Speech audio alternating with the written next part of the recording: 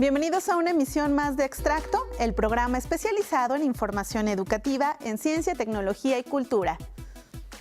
Un producto más de la Agencia Informativa de Educación de México que nos muestra a los protagonistas del sistema educativo y sus aportaciones, el contexto en que se desenvuelven, las instituciones, los maestros y lo más importante de todo, ustedes, los estudiantes. 30 minutos con lo mejor de la información en educación y su actualidad. Soy Ana Luisa Guerrero y los invito a que me acompañen al extracto del día de hoy. Comenzamos.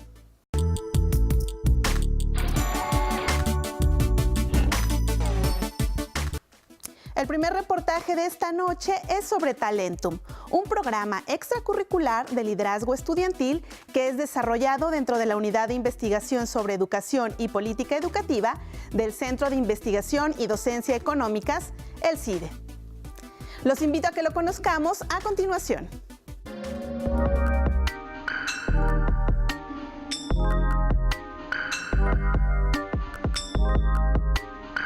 Desafortunadamente, en muchas ocasiones el éxito profesional no depende del conocimiento o las habilidades de las personas, sino del lugar donde nacieron, el color de su piel o las relaciones que les permitan colocarse en algún puesto. Ante la necesidad de identificar y apoyar al talento mexicano, el programa interdisciplinario sobre política y prácticas educativas del Centro de Investigación y Docencia Económicas lleva a cabo el programa Talentum Universidad. Se trata de una intervención educativa de vanguardia cuyo objetivo es identificar a los jóvenes mexicanos talentosos para formarlos como líderes capaces de transformar su realidad y la de su comunidad. Ada Baena, coordinadora ejecutiva del programa, comparte con la Agencia Informativa de Educación de México que año con año 60 jóvenes son formados para contribuir al desarrollo del país por medio de la educación.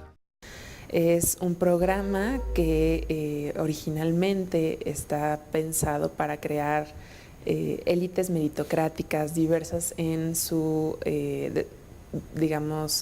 pasado, presente socioeconómico, en la composición geográfica de donde vienen, en que sea interdisciplinario. Los estudiantes que concursan y que son seleccionados vienen de distintas carreras de todas las universidades públicas y privadas del país, crear los líderes que México necesita. El programa selecciona a jóvenes con gran potencial de liderazgo que estudian a partir del quinto semestre de la universidad, que no solo sean talentosos en lo intelectual, sino que tengan un gran compromiso social. Que realmente estén comprometidos con crear cambios en México, cambios positivos, que tengan mucho compromiso social, que tengan quizá un historial de apoyo en su comunidad, que tengan ese potencial de liderazgo que Talentum está dispuesto a desarrollar en ellos con todos los componentes del programa. Desde 2014, Talentum Universidad publica una convocatoria en la que pueden participar estudiantes de universidades públicas y privadas, los cuales deben cumplir con una serie de requisitos, someterse a algunas entrevistas y desarrollar un ensayo de pensamiento crítico. Del proceso de selección, que en la edición 2018 realizaron más de 14,000 jóvenes, son seleccionados 30 hombres y 30 mujeres que forman parte de la generación que inicia su formación con una semana de inducción. Durante el programa, estos jóvenes deben desarrollar un proyecto de impacto social. Para hacerlo, tienen el apoyo de académicos del CIDE, además de que se les pide buscar un mentor, es decir, un profesionista destacado en su área que les brinde un acompañamiento académico. A ello se suma la realización de una práctica sombra con líderes de alto nivel de dependencias de gobierno o de empresas destacadas en su ramo que estén relacionadas al perfil y las carreras que estudian los participantes. El programa contempla un viaje internacional en el que visitan una universidad, donde asisten a conferencias y talleres enfocados a la temática que se desarrolla a lo largo del programa. Muchos de ellos consiguen becas para irse a estudiar al extranjero, becas muy muy buenas que jamás habían pensado que tendrían. Creo que una parte de ese impacto es la confianza que ellos adquieren en las capacidades que tienen y en lo que pueden lograr. La formación y experiencia que les imprime este programa les brinda herramientas para destacar en sus ámbitos académicos o profesionales.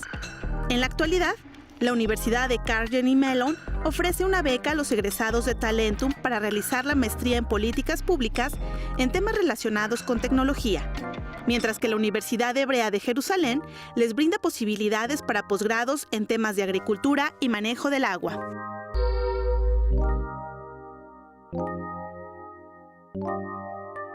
Y para profundizar más sobre este tema, la mañana de hoy nos visitó Ada Baena Jurado. Ella es coordinadora ejecutiva del programa Talentum Universidad, quien nos dio los detalles de este programa. Primero nos platicó sobre los resultados que han tenido con este programa. Hemos visto ya bastantes resultados en las generaciones anteriores.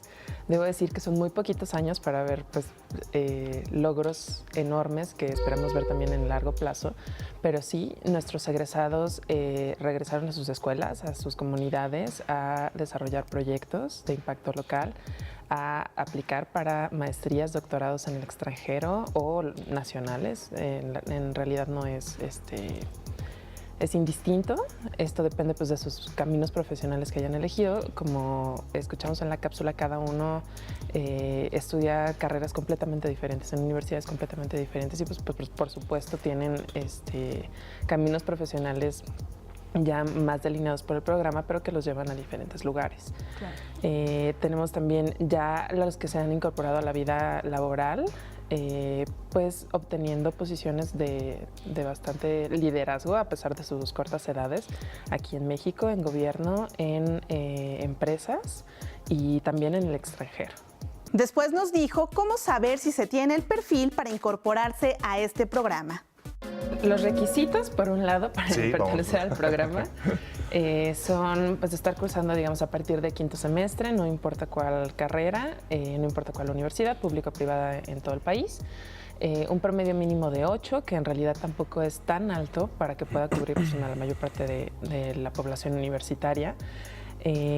Cartas de recomendación, una carta de motivos, y aquí lo que buscamos es realmente qué es lo que han hecho en sus trayectorias académicas. No estamos buscando a los que tienen puro 10, aunque por supuesto que llegan, claro, sino que estamos buscando a los que se han interesado por desarrollar pequeños proyectos comunitarios. No sé, hay muchos que están interesados en hacer grupos de debate, pero pues también tiene que ver con cuáles son los temas que les interesan. Hay quienes ya han participado en grupos, no sé, de enseñanza de matemáticas para niños en situaciones desfavorables, etcétera. O sea, pueden ser como pequeñas acciones, pero que van creando como ese camino de líderes. Nos explicó cuál es la importancia de resaltar estos perfiles y qué tanto se deben potenciar. Nosotros los tomamos desde que están, pues, digamos, a la mitad de su licenciatura. O pueden ya estar a punto de egresar, pero esa es la parte más sustancial de lo que nosotros hacemos en Talentum. Antes de que salgan de la universidad, nosotros desarrollamos su potencial de liderazgo. La beca Chevening, por ejemplo, sí busca estos perfiles, pero una vez que ya egresaron de educación superior para que puedan hacer estudios de posgrado en el Reino Unido. Efectivamente, nuestros egresados son muy competitivos para la beca Chevening, para la beca Fulbright, para muchas otras becas internacionales. Claro, me refiero a detectar este componente. Exactamente, pero siento yo, y no me dejarán mentir pues, los egresados y quienes se encargan de estas becas, que precisamente el perfil Talentum es un diamante en bruto cuando nosotros lo tomamos, y nosotros lo que hacemos es exponenciar todas las capacidades que tienen estos chicos cuando los detectamos. Claro. Entonces, en un momento, ellos llegan, hacen sus procesos de selección para otro tipo de becas y son muy competitivos. Claro. Entonces, pulimos el diamante en bruto. Finalmente, nos indicó cómo contactarlos para saber más sobre Talentum Universidad. Nuestra página de internet es talentum.cide.edu y en nuestras redes sociales también pueden encontrarnos en Instagram, Twitter y Facebook como @mxtalentum. Nuestra próxima convocatoria saldrá el próximo año, a finales de enero, principios de febrero. Ahí pueden encontrar toda la información también. Y pues como siempre, agradecer a quienes hacen posible este programa. Esto es parte del PIPE, del CIDE, pero la SEP ha financiado por varios años esto, Santander Universidades también, nuestros principales patrocinadores, y este año se nos unieron el programa Bécalos y los amigos mexicanos de la Universidad Hebrea de Jerusalén, que hicieron posible el viaje internacional. Ayer, el presidente de México, Andrés Manuel López Obrador, presentó una iniciativa para reformar el artículo 3º constitucional, la cual envió a la Cámara de Diputados. Esta pretende construir un nuevo sistema educativo que garantice una educación en todos los niveles y que sea pública, gratuita, de calidad y con equidad para todos los mexicanos. Para saber en qué consiste esta propuesta, les presentamos los lineamientos que la conforman en el siguiente reportaje. Bajo la premisa de que la educación debe ser un derecho para todos, el gobierno del presidente Andrés Manuel López Obrador inicia una nueva ruta en materia educativa. A través de una iniciativa de reforma al artículo 3º constitucional, se busca garantizar el derecho a una educación de calidad y con equidad en todos los niveles educativos. La iniciativa agrega por primera vez a este artículo el concepto de niñas, niños y jóvenes, a quienes se les confiere el interés supremo de la educación que imparte el Estado. El secretario de Educación Pública, Esteban Moctezuma Barragán, detalló que a los principios tradicionales de la educación ahora se suman conceptos de integralidad, equidad y excelencia. Al hablar de equidad, estamos conscientes de que en México la educación más pobre se le da a los más pobres y eso tiene que cambiar.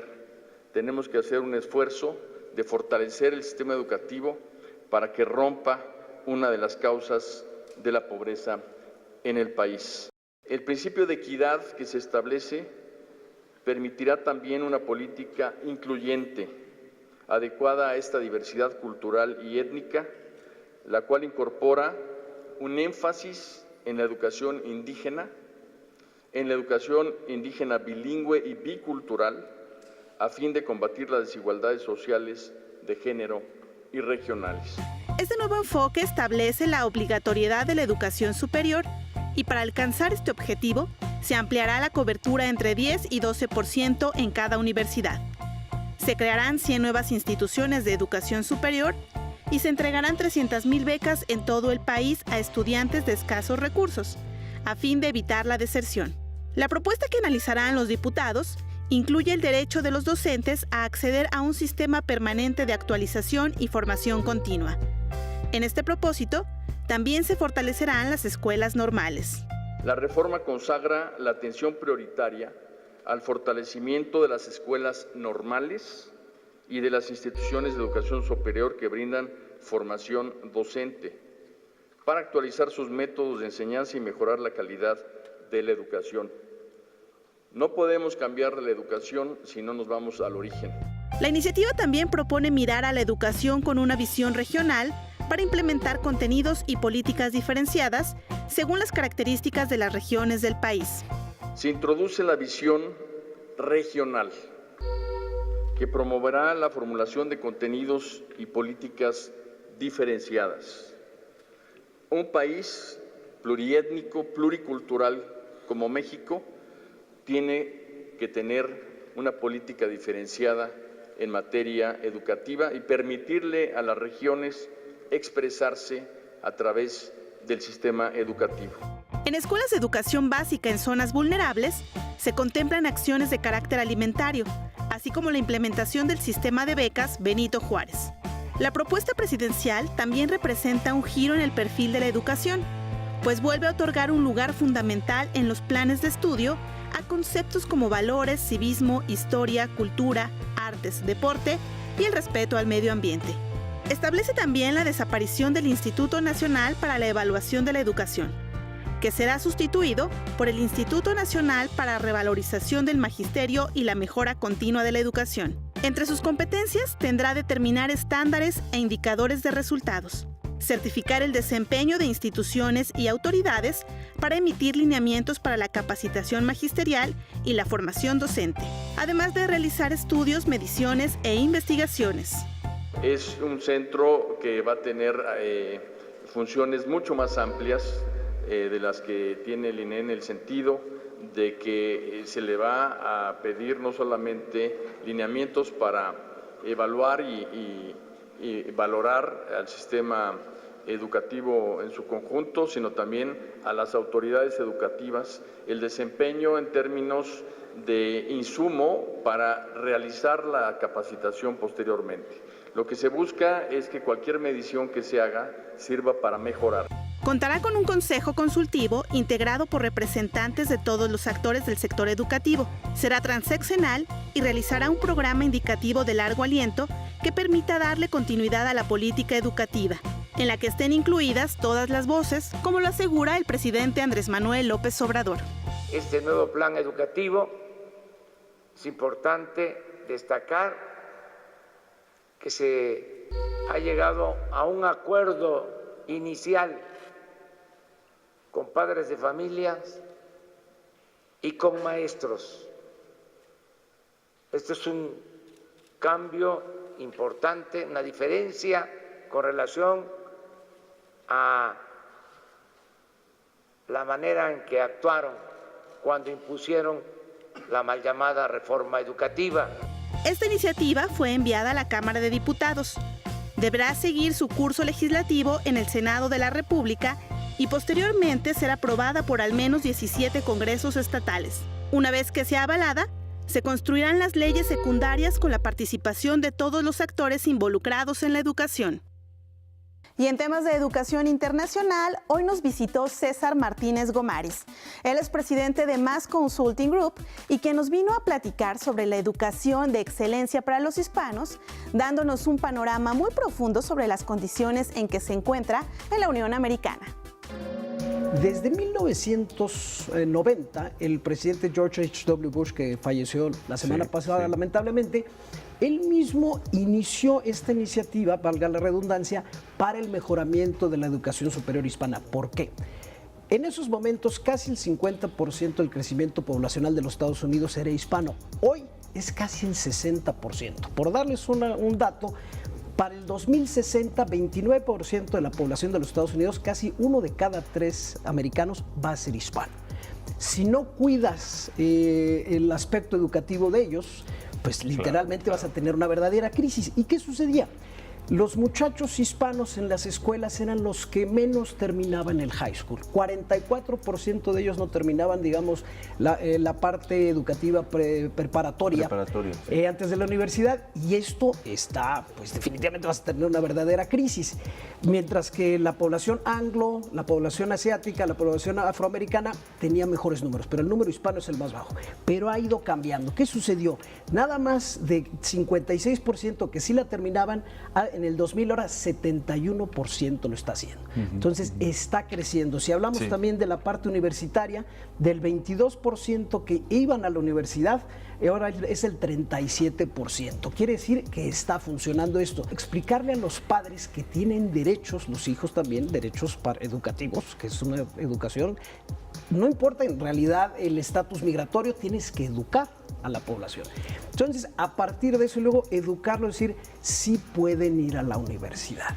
Y tuvimos un programa que nosotros le llamamos Yo sí puedo, Yes I can, básicamente las dos formas, parafraseando un poco como lo decía César Chávez del movimiento agrícola. Y es de alguna forma permitirles que ellos digan, empiézale a platicar a tus hijos que deben de terminar la universidad, que deben terminar la educación superior y luego ir a la universidad. La educación de los hispanos en los Estados Unidos significa el futuro del país. O sea, no hay de otra. Si no educas a los hispanos, básicamente vas a tener una población no educada y un país que se va a convertir en un país de servicios, no un país de creadores. En los Estados Unidos es un país de inmigrantes y ellos representan precisamente, aunque sus padres hayan llegado con un trabajo modesto por necesidad, ellos se han preparado, muchos de ellos universitarios, muchos de ellos en el ejército, muchas gentes aportando mucho. Entonces no puedes desperdiciar esa gran parte de los inmigrantes. Quiéralo o no el presidente Trump, que esa acción ejecutiva dijo, ya no voy a meter las manos, no le estoy, digamos, yo suspendiendo, no me meto contra ellos, pero que la decida el Congreso, que eventualmente el Congreso lo va a tener que hacer. En respuesta a esto, inclusive nos involucramos este año en las elecciones de medio término, siempre hemos hecho también política, porque al final de cuentas hay que ayudar a la comunidad, y los hispanos participamos muchísimo más. La página es de educación de la Casa Blanca, es el Departamento de Educación de los Estados Unidos, es la iniciativa de la Casa Blanca para el mejoramiento de la educación superior hispana. Es un poco complicado, nosotros por eso lo simplificamos algunas veces, yo sí puedo, yes I can. Muy bien. El consejero electoral del Instituto Electoral de la Ciudad de México, Mauricio Huesca, hoy nos vino a platicar sobre el papel del Tribunal Electoral en una elección, además de responder las preguntas de los estudiantes sobre este tema. El papel del tribunal justamente es tratar de conciliar la validez de una elección en un proceso electivo. Claro. Y esto lo va a revisar, confronta a la Constitución. Es decir, la Constitución nos dice cuáles son los elementos mínimos que debe de tener una elección para ser íntegra, auténtica, genuina, libre, espontánea, objetiva, imparcial. Entonces, el tribunal lo que va a hacer es precisamente hacer este engarce. Hola, ¿qué tal, consejero? Buenos días, tengo las siguientes preguntas. ¿Cuándo y por qué el Tribunal Electoral Federal y o local interviene en alguna elección? Pues el tribunal justamente interviene dentro del esquema del federalismo judicial. El Tribunal Electoral del Poder Judicial de la Federación solamente puede, por excepción y extraordinariamente, conocer de una elección local. ¿Por qué? Porque las elecciones tienen que ir transitando y revisándose primero a nivel de cada entidad federativa por sus institutos electorales locales, a su tribunal electoral local, y en principio ahí tendría que terminar, digamos, la revisión global de una elección. Pero por excepción, cuando haya vicios de alguna posible vulneración a un principio constitucional, puede el Tribunal Electoral del Poder Judicial de la Federación revisarlo de manera excepcional. Entonces, no es en cualquier caso, solamente de manera excepcional. ¿Las resoluciones que lleva a cabo el Tribunal Federal son definitivas o hay algún poder superior? A nivel nacional es la última voz, se le llama que es definitivo e inatacable, entonces ya lo que resuelva el Tribunal Electoral en una elección tanto de Presidencia de la República, gubernaturas, senadurías, diputaciones o ayuntamientos, ahí se queda, es la última instancia. Quizá por alguna responsabilidad ulterior solamente podría conocer ya tribunales internacionales como el Tribunal Internacional de Derechos Humanos, la Comisión Interamericana de Derechos Humanos, hasta 3 cadenas impugnativas nada más, no más de ahí, porque la tercera es la definitiva e inatacable y hasta ahí se queda el asunto. ¿Qué instancia legitima como ganador a un candidato o candidata en una elección que ha sido impugnada?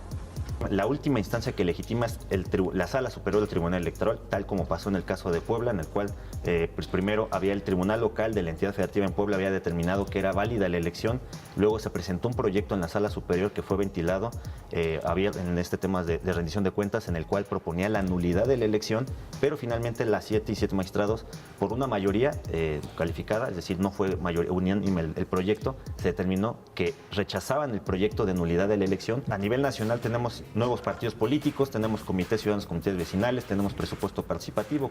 El Festival de Animación Contemporánea de la Ciudad de México, Animasivo, es un encuentro anual que reúne a productores y entusiastas de la animación en México.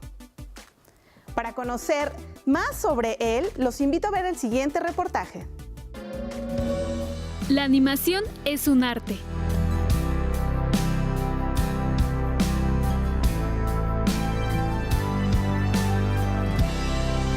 El Festival de Animación Contemporánea de la Ciudad de México nació en 2007 como parte de la formación de una generación de creadores emergentes. Animasivo es una plataforma dedicada a la animación contemporánea que busca promover, difundir e invitar a la producción de la imagen animada en nuestro país.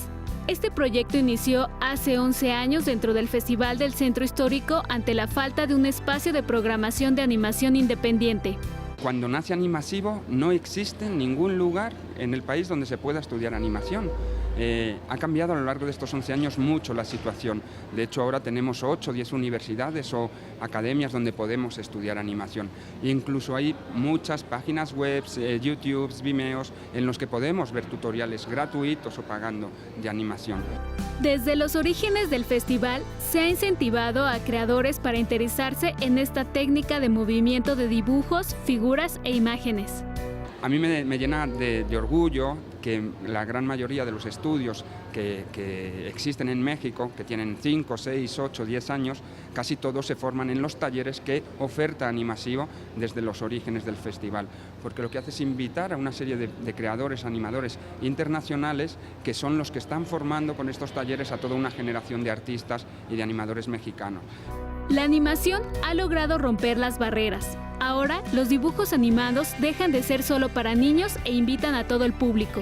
utilizamos una serie de temas, trabajamos mucho el documental animado u otros temas muy enfocados en un público adulto. Aunque también hay algunas actividades para niños, el público principal de Animasivo es un público adulto, es un público creativo, es un público que no entienden quizá la animación tanto como una técnica, sino como una forma de arte, como si fuera música, como si fuera escultura. Esa es la generación que nos interesa y el público hacia el que va. Este festival ha participado en otros estados de la República Mexicana, como Michoacán, Morelos, Oaxaca, Veracruz y el Estado de México, y a nivel internacional como Argentina, Francia, Polonia, Austria, España, Colombia, Brasil, Italia, Croacia y Noruega. Colaboramos con Procine, que es una institución del gobierno de la ciudad. Entonces, con lo que trabajamos con ellos precisamente es una propuesta para llegar con la programación de cortos de animación a muchos espacios de la ciudad. La animación con música, teatro, danza, GIFs y otras disciplinas artísticas se fusionan en Animasivo. Saber que la animación es un lenguaje que está en todos lados, desde anuncios de bancos a campañas políticas, a comerciales, a videojuegos. Es muy amplio el espectro. Para el próximo año se presentará el DVD de los cortos en competencia de este festival. Con esto despedimos una emisión más de Extracto, en la que pudimos ver una gran selección de información educativa en temas de ciencia, tecnología y cultura.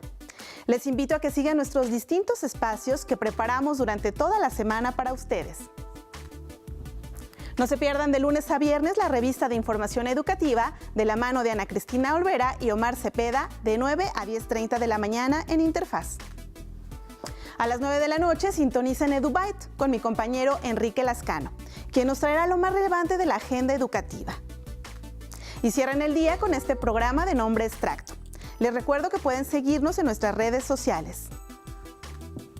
Soy Ana Luisa Guerrero y en nombre de todos los que hacen posible este esfuerzo informativo, muchas gracias por su atención. Que tengan una excelente noche de jueves.